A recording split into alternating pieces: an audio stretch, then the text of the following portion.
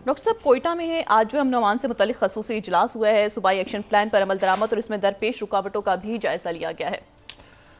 देखें जी, ये तो रूटीन के मामला जो लॉ एंड ऑर्डर की सूरत हाल है पाकिस्तान की और पोलिटिकल टर्मोइल, उस पर ही आज कोई ख़ास खबर तो पाकिस्तान में नहीं आई। नो न्यूज़ गुड न्यूज़ जिसे कहते हैं। लेकिन जो सूरत हाल है इस वक्त पूरे खत्ते की, दुनिया की, वो बिगड़ रही तेज़ी के साथ। और वो जो मैं अक्सर ही बात कहता हूँ कि अगली जो भी जियो पॉलिटिक्स होगी वो गज़ा से, उसकी जो है वो यूक्रेन से नहीं बल्कि गज़ा से वो ओरिजिनेट होगी। यूक्रेन उसकी पेरिफेरी में एक इम्पॉर्टेंट रोल होगा, लेकिन गज़ा में जो कुछ हो रहा है वो वहाँ से अगली जियो पॉलिटिक्स दुनिया की क्या होगी, किस रुख पे जाएगी दुनिया, वो वहाँ से जन्म लेगा। अच्छा, इसमें अब एक बात जो अहम है वो ये है कि जो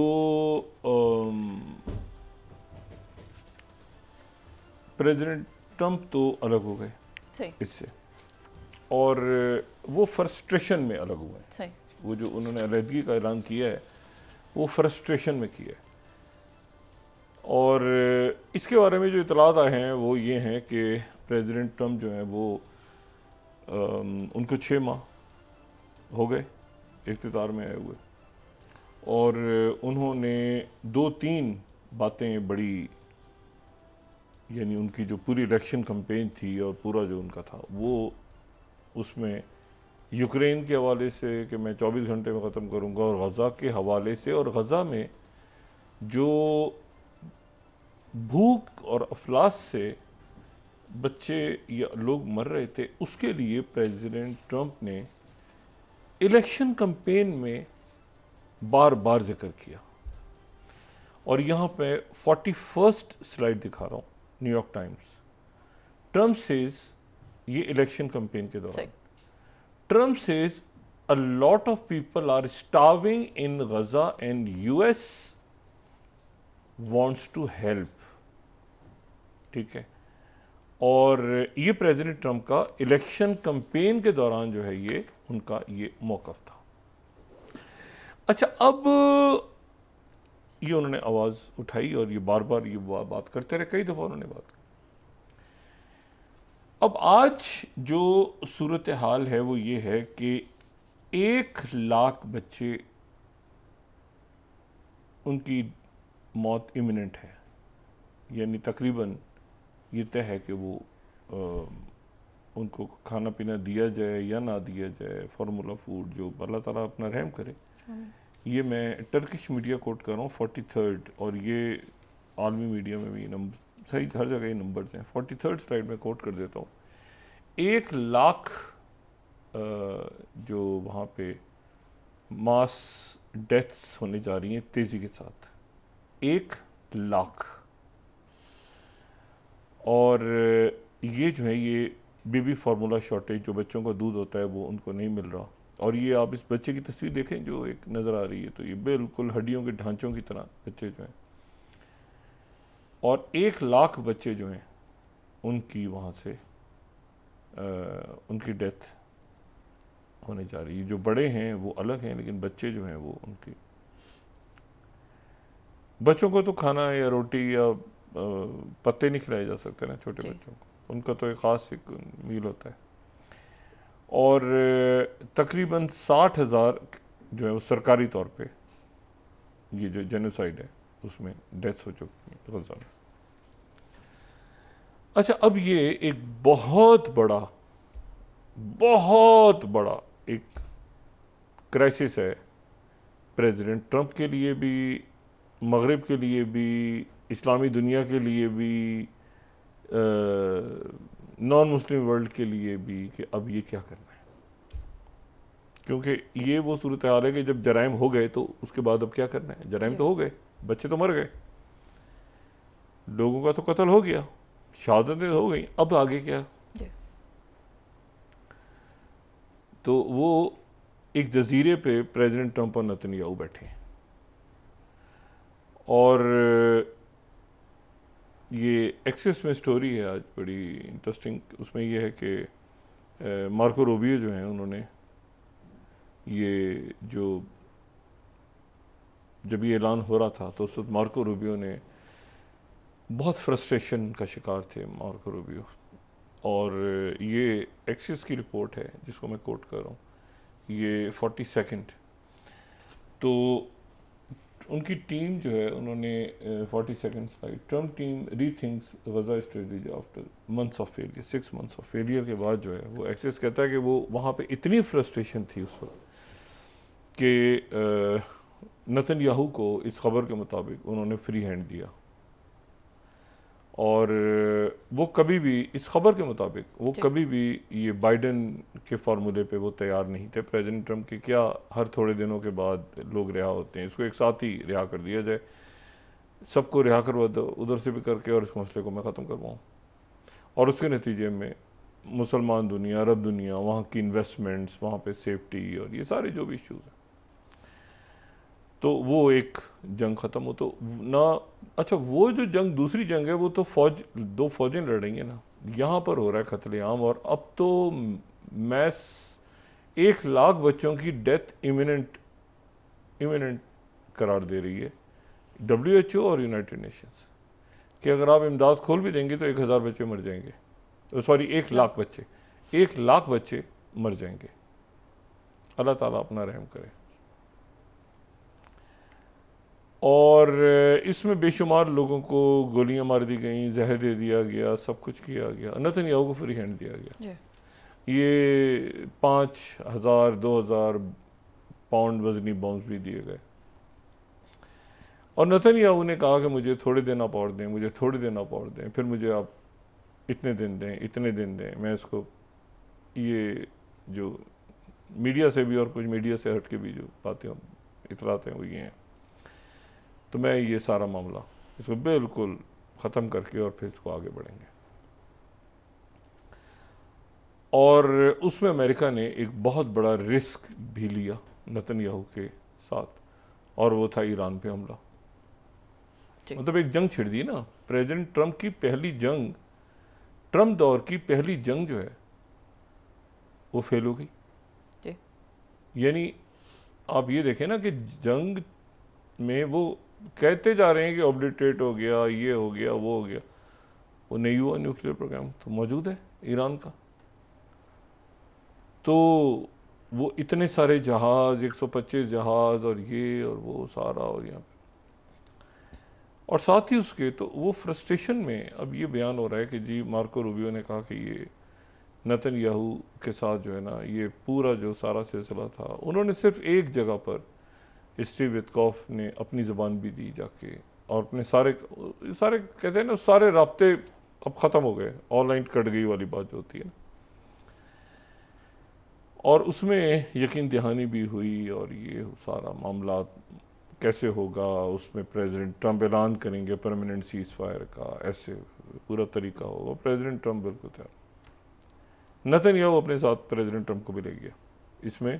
प्रेसिडेंट ट्रम्प की आप समझेंगे। अब इसकी वापसी कैसे होगी मुझे नहीं पता। अब तो ये कि डेथ्स इमिनेंट हैं, तो अब जियो पॉलिटिक्स कैसे जन्म देगी, क्या होगा, ठीक है। अच्छा, एक जब मैं शुरू में आया ना मीडिया में, तो एक नाम हमारी ज़ाहिर है कि जनरेशन आज की नहीं जानती, जो पुराने लोग हैं वो एडवर्ड सईद को जानते होंगे। एडवर्ड सईद बड़ा ज़बरदस्त एक नाम था। तो मैं शुरू के दिनों में, उनकी तबीयत ठीक नहीं थी, उनका इंतकाल हो गया था जब ये मीडिया स्टार्ट हुए। तो एडवर्ड सईद जो है उनसे टेलीफोन पे और वैसे उनसे रब्ता रहता था। कैंसर डायग्नोज हुआ था उन्हें। बड़ा नाम था एडवर्ड सईद। जो लोग मशरिक़ वस्ता को समझते हैं पुराना, वो एडवर्ड सईद को जानते होंगे यकीन। अच्छा, तो वो उस वक्त उनसे बात हुई, तो अभी भी कुछ अरसे पहले मेरी रब्ता, और अभी इन दिनों में भी ज़ाहिर है कि वो जो पुराने कॉन्टैक्ट्स होते हैं आपके, आप उनसे बात, वो कहते हैं कि आने वाले दिनों के अंदर यहाँ पे इस जगह कोई बड़ा अलाव पकने जा रहा है, और उसमें वो अलाव जो है वो ऑर्गेनिक भी हो सकता है, और वो ये भी हो सकता है कि वो एक कुछ चीज़ बने।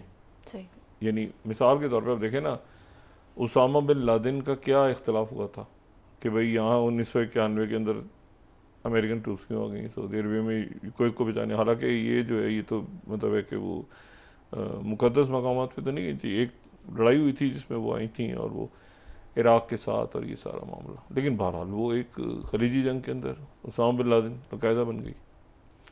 उसके बाद वो अलकायदा बनी और उसके बाद अलकायदा जो है वो 9/11 और फिर जो है वो तारीख़ है। फिर अलकायदा जो ख़त्म हुई तो उसमें से दाइश निकली। दाइश जो है वो जनाब दाइश और नुसरा फ्रंट और ये और वो जाके वो अब जाके शाम के अंदर वो गले मिल रहे हैं अमेरिकन से। तो उसी के बाद कह रही है तो हमारा प्रोजेक्ट था जी। अब ये है कि लेकिन वो इतने बड़े अलमिया नहीं थे। सही। वो इतने बड़े अलमिया नहीं थे, इतने बड़े वाक़यात नहीं थे। अगर आप देखें तो वो वाक़यात जो हैं वो ऐसे नहीं थे जिनके नतीजे में पूरी दुनिया, मतलब इवन वर्ल्ड वॉर भी इस तरह से जेनोसाइड के नतीजे में तो नहीं शुरू हुई ना जंग। वो तो मतलब उनका तो खात्मा किसी जेनोसाइड पे हुआ होगा, लेकिन शुरू तो नहीं हुई वो किसी भी कत्लेआम से। ये तो जो शुरू ही, इसका आगाज़ ही इतने मैसिव डिज़ास्टर के साथ हो रहा है कि उसमें कौन बहेगा, क्या कहाँ जाएगा, क्या होगा, वो तो बड़ी तशवीश लोगों को है इस वक्त यूरोप में भी और अमेरिका में और मशरिक़ वस्ता के जो समझने वाले लोग हैं, लेबनान में, सीरिया में जो समझते हैं, मुस्लिम और नॉन मुस्लिम दोनों जो इस जगह की हिस्ट्री को। और ये वो कहते हैं कि यहाँ से अब इसका रिएक्शन में कौन सी फोर्स आई निकलेगी और वो फोर्सेस क्या ऑर्गेनिक होंगी, इन्हीं के रद्द-ए-अमल में होंगी, या ये है कि कोई और फोर्स, कोई और बड़ी ताकत होगी जो उन फोर्सेस को इस्तेमाल करेगी कि ये कत्लेआम होगा और आप सब देखते रहे और कभी इधर कभी उधर कभी, ठीक है ना, हंगामा, और कभी मतलब एसिमेट्रिक वॉरफेयर और ये सारा। लेकिन जो भी कुछ हो रहा है ये मैंने आपसे कहा ना कि ये ऐसा हुआ कभी भी नहीं तारीख में, कभी भी नहीं हुआ कि OIC के मुल्क बैठे हैं, सारे मुल्क अरब ममालिक बैठे हैं, मुसलमान ममालिक बैठे हैं, सारे बैठे हैं और एक कत्लेआम होता जा रहा है। और वो जनाब एक नेतन्याहू वो एक मतलब 100 मीटर इधर और तो 50 मीटर इधर तो 100 और दरमियान में हिजबुल्लाह की क़यादत चली गई, ईरान के सदर चले गए और हमास की क़यादत भी चली गई। लेकिन प्रेसिडेंट ट्रंप की फ्रस्ट्रेशन की वजह यह है कि एक तो यह है कि ईरान का मामला वो जो बार बार कह रहे हैं वो ख़त्म नहीं हुआ, दूसरा ये कि हमास ख़त्म नहीं हुई। हमास अपनी जगह मौजूद है। आज हमास ने फिर इसराइल के ऊपर, हमास ने यानी गजा से इसराइल के ऊपर एक रॉकेट फायर कर दिए दोबारा, और वहाँ पे फिर सायरन बज रहे हैं और फिर वहाँ पे लोग शेल्टर्स में भाग रहे हैं। कहाँ से? गजा से। अच्छा, अब जो है तो वो दरमियान में वो अब ये है कि हम आए क्यों थे, ये प्रेसिडेंट ट्रंप के अंदर ये भाई आप आए इसलिए थे, आपसे मुराद अमेरिका इसलिए आया था कि आपने 5-5 हज़ार पाउंड के वजनी बम बरसाए वहाँ पे दिए थे ना उसको, नेतन्याहू को, और इसराइल आपका बच्चा है, ठीक है, और जिसको आपने पाला है इतने सालों तक, तो आपने उसको बचाने के लिए कत्लेआम किया था ना। और आपने ये कैम्प डेविड और ये और वो सारा, इसमें तो आप कूदे थे, आपसे मुराद ट्रंप नहीं, लेकिन अमेरिका ही कूदा हुआ था बीच में। तो अगर वो ना होता तो फिर तो इसराइल तो मतलब है कि वो क्या पीती और क्या पीती का शोरबा। लेकिन अब जाके इस मरहले पे वो एक बंद गली और खूनी बंद गली में जो है वो कि अब क्या करना है आगे, और उसमें परेशानी जो है वो अच्छा, अब इसमें ना कोई इसराइल के पास कोई चीज़ बच गई है, ना इसमें प्रेसिडेंट ट्रंप के पास बची है, और ना ही असल में किसी मुल्क के पास बची है। अब किसी मुल्क के पास भी कुछ कहने के लिए नहीं बचा। अब सिर्फ ये कि बच्चों 1 लाख बच्चे मरेंगे वहाँ से, जानों से अगर जाते हैं, अल्लाह ताला अपना खैर करे, और वहाँ से लाशें निकलती हैं तो, और ये मकतल खुलते हैं सारे, और वो देखें ना पोप तक आ गए थे दरमियान में कि हमारे चर्च पे अटैक हुआ है। तो एक तरह से मामला बेहतरी की तरफ जा रहे थे। अचानक नेतन्याहू ने जाके और उधर स्टीव विटकॉफ और ये जी वो आप ये कैदी रिहानी होगा, ये होगा, इतने मीटर तक होगी जगह होगी, उन्होंने निकल गए दरमियान में से। अच्छा, अब इसमें सूरत हाल ये बनी हुई है इस वक्त कि प्रेसिडेंट ट्रंप तो स्कॉटलैंड में, इससे कोई बुरा वक्त मेरा ख्याल से उनकी रिलैक्सेशन का हो ही नहीं सकता कि उधर यूक्रेन के अंदर जो है वो मुसलसल हमले हो रहे हैं मुख्तलिफ इलाकों में। ओदेसा की जो साहिली इलाका है वो तो प्रेसिडेंट पुतिन ले ही जाएंगे, रशिया ले ही जाएगा ओदेसा का इलाका, ये नहीं है जो बिल्कुल जो ब्लैक सी का है। और जो EU3 ममालिक हैं वो ईरान के साथ उनके मामला न्यूक्लियर पे पॉजिटिव गए हैं।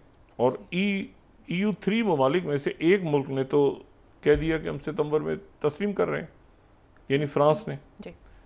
हम तस्लीम कर रहे हैं पैलेस्टाइन को।